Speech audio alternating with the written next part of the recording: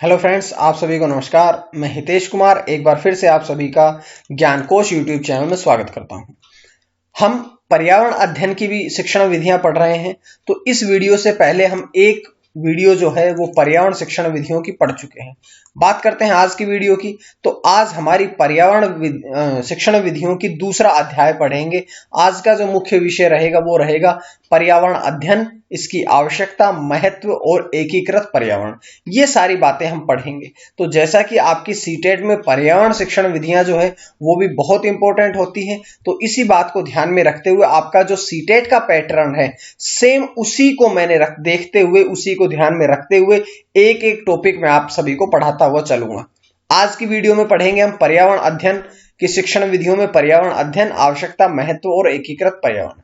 इससे पहले कि वीडियो शुरू करूं, एक छोटी सी जानकारी है आप सभी के लिए कि अब ज्ञानकोश यूट्यूब चैनल की प्लेलिस्ट बना दी गई है। अगर आपने current affair, top current affair, सामान्य अध्ययन, हिंदी, संस्कृत, बाल मनोविज्ञान, शिक्षण विधियां, कोई भी टॉपिक पढ़ना है तो आसानी से प्लेलिस्ट पे जाइएगा और उन्हें ढूंढ करके आप आसानी से उन वीडियोस को देख सकते हैं। अब हम शुरू करते हैं पर्यावरण के बारे में। सबसे पहले तो बात करें कि पर्यावरण जो शब्द है ये फ्रांसीसी शब्द इन्विरोनर से लिया गया है। इसका पूरा अर्थ होता है परिआवरण, पूरा परिवेश, यानी कि परि प्लस आवरण। ये पिछली वीडियो में बता चुका हूं आपको कि परि प्लस आवरण के जो चारों ओर से ढका हुआ, हमारे चारों ओर से जो भी वातावरण है वो सारा पर्यावरण के अंतर्गत ही आता है। पर्यावरण की वास्तविकता में पर्यावरण जो है इसमें बाह्य परिस्थितियों का परिवेश है जो मनुष्य, पशु, पौधों के विकास, उनके रहन सहन और कार्य करने की स्थिति आदि को प्रभावित करते हैं। तो ये सारी बातें थी यहां से। लेकिन बात करते हैं कि जो पर्यावरण है, पर्यावरण अध्ययन के अंतर्गत विज्ञान और समाज दोनों का अध्ययन किया जाता है। पर्यावरण की घटनाओं को समझने के लिए हमें भौतिकी भी समझनी पड़ेगी, रसायन भी समझनी पड़ेगी, जैविकी, भूगोल, अर्थशास्त्र, संसाधन प्रबंधन, इन सब विषयों को हमें समझना पड़ता है जब हम पर्यावरण अध्ययन का अध्ययन करते हैं तब।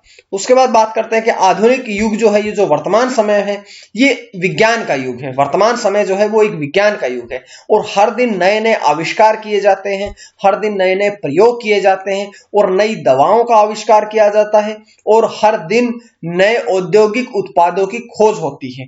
तो ये क्योंकि नवीन युग है, हमारा आज का युग जो है वो पूरी तरह से विज्ञान का युग है। पर्यावरण अध्ययन की कुछ आवश्यकताओं के बारे में सबसे पहले हम चर्चा करेंगे, क्योंकि आज का जो विषय था वो सबसे पहले उसमें पर्यावरण की आवश्यकता ही थी। तो सबसे पहले हम पर्यावरण अध्ययन की आवश्यकताओं के बारे में पढ़ेंगे। पर्यावरण एक सार्वभौमिक विषय है। क्यों है? ये सारी बातें मैं बता चुका हूं कि भाई पर्यावरण अध्ययन की जब हम करते हैं तो उसमें रसायन, भौतिकी, बहुत से विषयों को हम समावेशित करके पढ़ते हैं। तो इसलिए जो पर्यावरण अध्ययन है ये एक सार्वभौमिक विषय है। उसके बाद बात करते हैं कि पर्यावरण विभिन्न अवयवों और उनके कार्यकलापों से बना एक जटिल तंत्र है।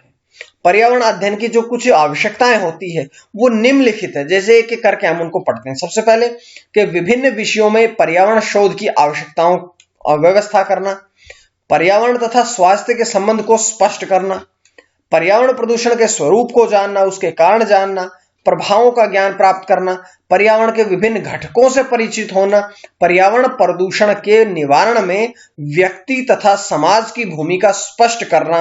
उसके बाद सिर्फ यही नहीं है, इसके साथ साथ और भी है कि जैसे इस बात की पूरी जानकारी प्राप्त करना कि पर्यावरण के घटक किस प्रकार से एक दूसरे से क्रियात्मक संबंध रखते हैं। उसके बाद पर्यावरण संरक्षण एवं प्रबंधन के लिए साहित्य का सृजन करना, पर्यावरण के विभिन्न घटकों का मानव के क्रियाकलापों पर प्रभाव का ज्ञान प्रदान करना, पर्यावरण चेतना जगाना, पर्यावरण के प्रति अवबोध विकसित करना। ये सारी की सारी पर्यावरण की आवश्यकताएं हैं, एक एक करके मैंने आपके सामने रखी है। अब इसके अध्ययन का, पर्यावरण अध्ययन का महत्व क्या है?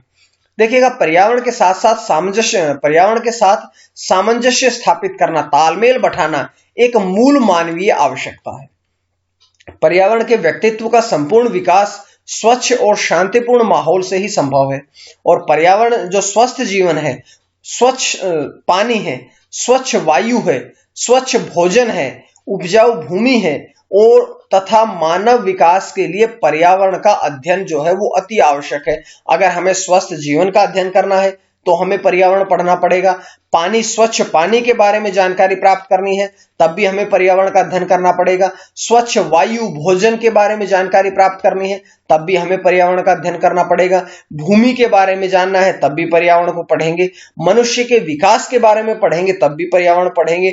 हमें सांस्कृतिक सामाजिक विकास को अगर पढ़ना है तब भी पर्यावरण का अध्ययन करना पड़ेगा। तो ये सारी चीजें हैं जिससे कि पर्यावरण का महत्व हमारे सामने आता है।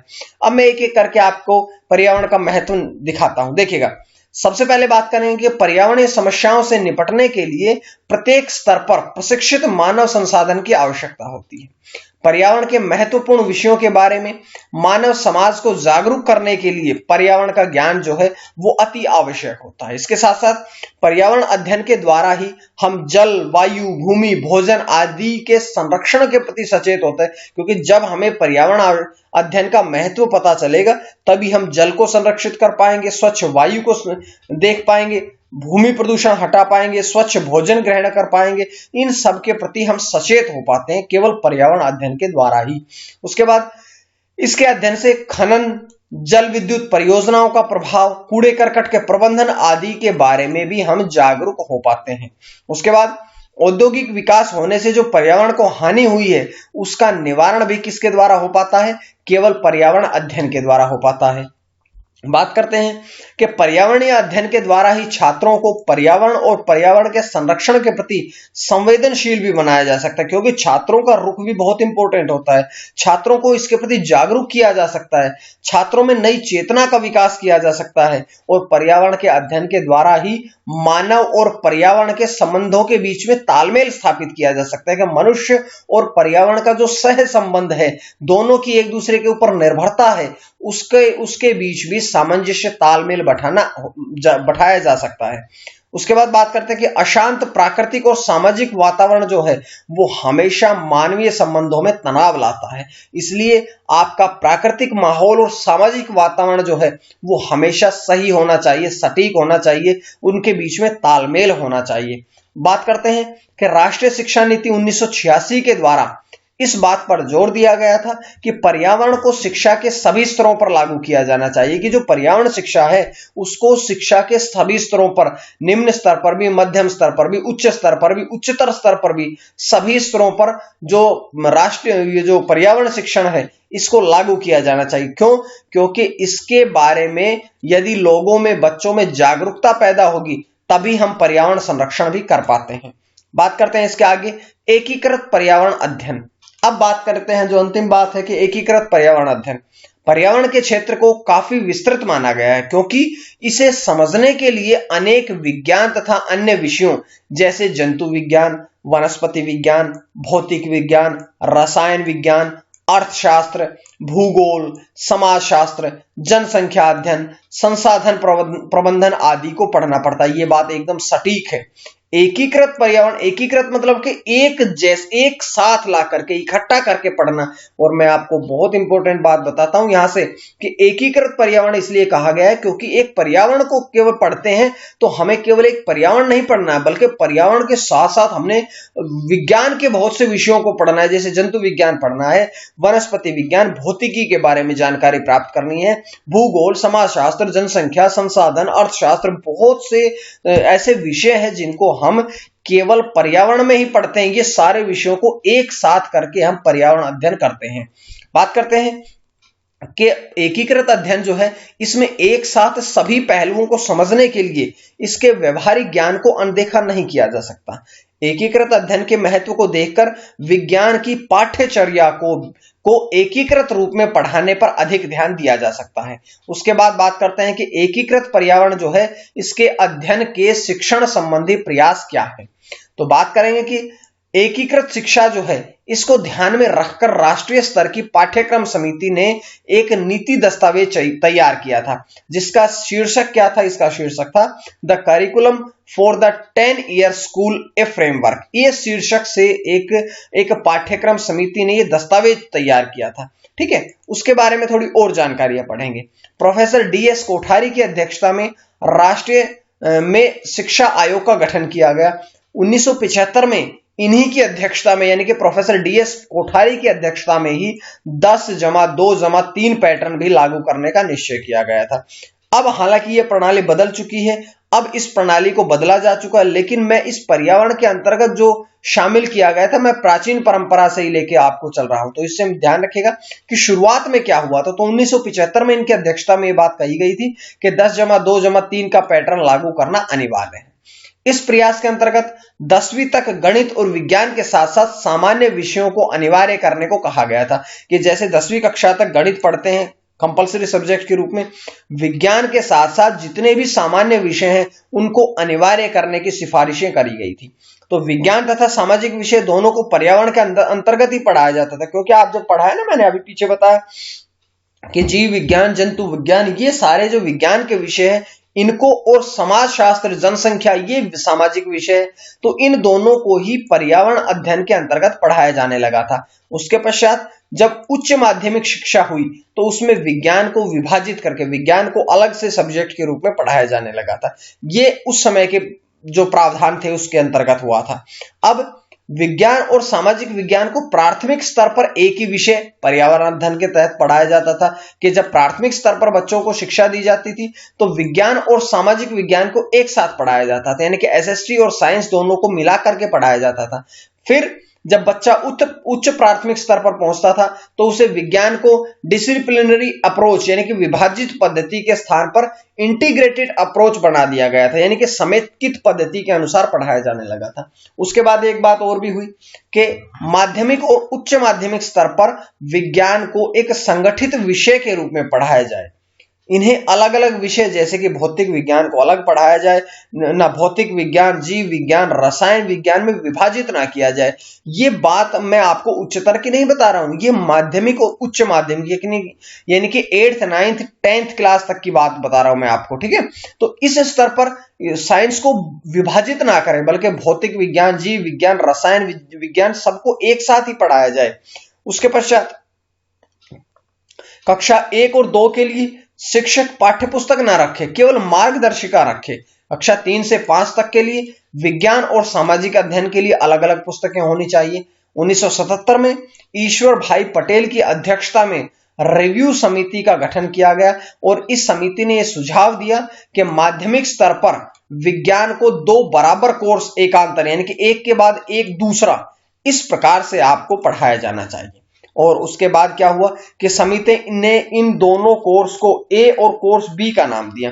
कोर्स ए में संकाय जनित होना था, जिसमें कि रसायन हुआ, भौतिकी हुआ और जीव विज्ञान को अलग अलग करके पढ़ाया जाना था। लेकिन एक था कोर्स बी। कोर्स बी में क्या हुआ कि विज्ञान को कंपोजिट कोर्स कहा गया। कंपोजिट कोर्स कहा गया जिसे एक ही पाठ्यपुस्तक से पढ़ाया जाता था, लेकिन यह ज्यादा समय तक नहीं चला। 1984-85 में इस प्रस्ताव को एकांतर कोर्स वाले पक्ष को छोड़ दिया गया और दोनों से बेहतर कोर्स जो था वो जारी कर रखने का निर्णय लिया गया था। उसके बाद बात करते हैं कि राष्ट्रीय शिक्षा नीति NPE 1986, जिसमें कि प्राथमिक और माध्यमिक स्तर के लिए शिक्षा के लिए राष्ट्रीय पाठ्यचर्या फ्रेमवर्क NCF 1988 के लिए मार्ग प्रशस्त किया गया और यह सुझाव दिया गया कि पहले की तरह ही प्राथमिक स्तर पर विज्ञान शिक्षण को पर्यावरण अध्ययन के अंतर्गत ही पढ़ाया जाने लगा। तो ये दुबई, क्योंकि शिक्षा पद्धति है, शिक्षा पद्धति में बदलाव सदैव होते रहे और इन्हीं सब बदलावों को ध्यान में रखते हुए सब बातें हुई है। पर्यावरण अध्ययन के लिए भी 2 इकाइयां निर्धारित करी गई थी। कौन कौन सी? पहली विज्ञान और दूसरी समाज विज्ञान। तो ये थी कुछ बातें जो मैंने आपको आज की वीडियो में बताई है। इस प्रकार से मैं आपको बताऊं कि ये मैंने सारी मेरे द्वारा लिखी हुई पुस्तक शिक्षण, संपूर्ण शिक्षण विधियों, जो कि पूजा पब्लिकेशन की है, यहां से मैंने आपको पढ़ाई है। ये शायद एकमात्र ऐसी पुस्तक है जिसमें 7 विषयों की शिक्षण विधियां पूरी तरह से सीटेट बेस्ड है, कि 7 विषयों की शिक्षण विधियां जो है वो एक साथ जोड़ करके पढ़ाई गई है। देखिएगा पूरा इंडेक्स मैंने आपके सामने दिखाया हुआ है। सबसे पहले हिंदी भाषा की शिक्षण विधियां, उसके बाद संस्कृत भाषा की, उसके बाद इंग्लिश की, उसके बाद पर्यावरण अध्ययन शिक्षण विधियां, उसके पश्चात सामाजिक और राजनीतिक जीवन की शिक्षण विधियां, उसके पश्चात गणित शिक्षण विधियां और अंत में आपके आती है विज्ञान शिक्षण विधियां। तो सभी शिक्षण विधियों को मैंने आप सभी के सामने पढ़ाया है, इस पुस्तक में संकलित किया है। तो ये थी जानकारियां। अगर ज्यादा जानकारी चाहिए कमेंट करिएगा, या पूजा के आप लोग बुक्स से यहां परचेज भी कर सकते हैं। तो इसी प्रकार से मैं आप लोगों के सामने डेली करंट अफेयर लेके आता हूं, हिंदी का, जीएस का, संस्कृत का, शिक्षण विधियां, बाल मनोविज्ञान, ये सारे विषय आपको पढ़ाए जाते हैं। तो हमारे साथ ऐसे ही जुड़े रहने के लिए आप ज्ञानकोश यूट्यूब चैनल को सब्सक्राइब कर लीजिएगा, ताकि आपको इसी प्रकार से डेली वीडियोस मिलती रहें। आज के लिए आप इतना ही। मां सरस्वती की कृपा आप सभी पर बनी रहे। आप सभी का बहुत बहुत धन्यवाद।